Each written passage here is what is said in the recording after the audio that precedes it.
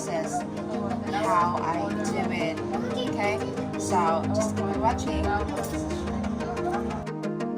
A few moments later. Okay, I'm back. So now I am preparing this cupcake molding ba to? Whatever, molding. And then my cooling rack. Diyan ko siya ilalagay pagkatapos. And I have my ingredients ready. So just the flour. That's 2 cups flour. It should be sifted later. Then the 1/3 cup sugar, 2 teaspoons of baking powder, and the 1 teaspoon of grated cheese, then the 2 eggs. Then later we'll be adding the vanilla extract. 2 teaspoons of this. First 2 eggs. Just make sure you see it. 1/3 cup of sugar and the grated cheese. I'm using the cheddar. I know not cheddar, but it's only a cheesy. Like, and then 1/2 cup of butter. I don't know if it's salted or unsalted, the butter cup. And for the condensed milk, I'm using just this one. But any kind of condensed milk will do. It will work. And then I'm preparing the spatula and then my hand mixer. There it is. Okay. So I'm gonna show you guys the step-by-step process and how to do the cheese cupcake.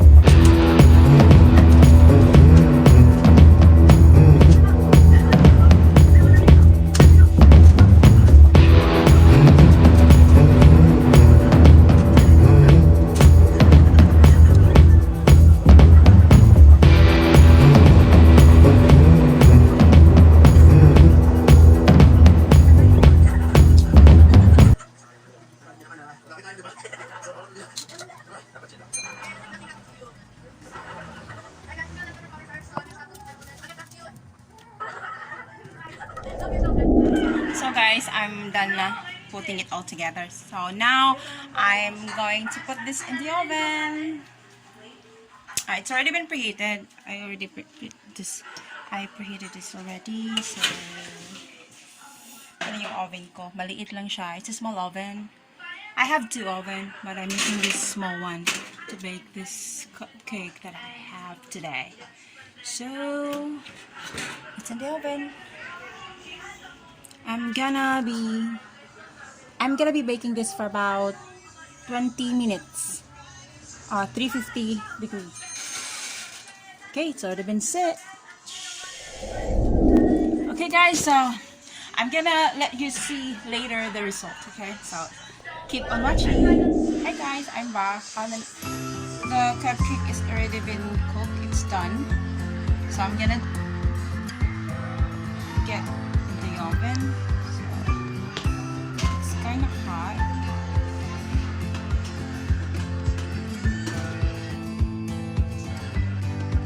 Here we go.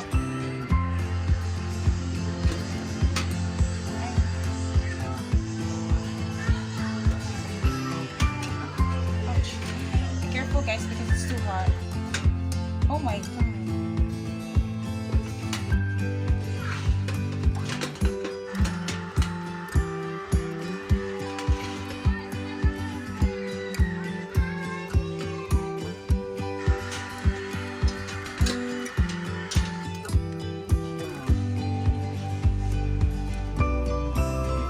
So I'm really having problem taking it off the oven. Getting it in the oven kasi it's too hot. So, ayun na. This is my cheese cupcake. Ayan. As you can see. So, maya-maya, I'm gonna show you. I'm gonna let you know the taste. But I'm sure this cheese cupcake tastes really good. Hey guys, I'm back. So I've done a few pieces of my cheese cupcake. So I'm gonna let you see. Ayan.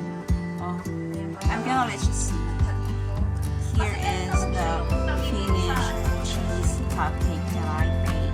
So actually, it smells good and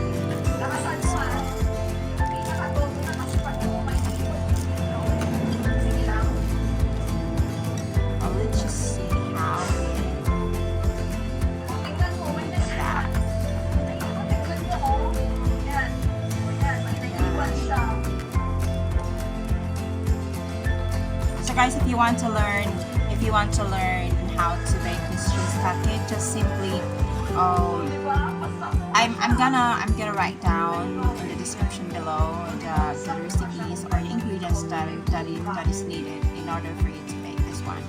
So if you want to learn, just follow all the steps I do in this video, and I'm pretty much sure that the result will be so good if you will follow the step-by-step process.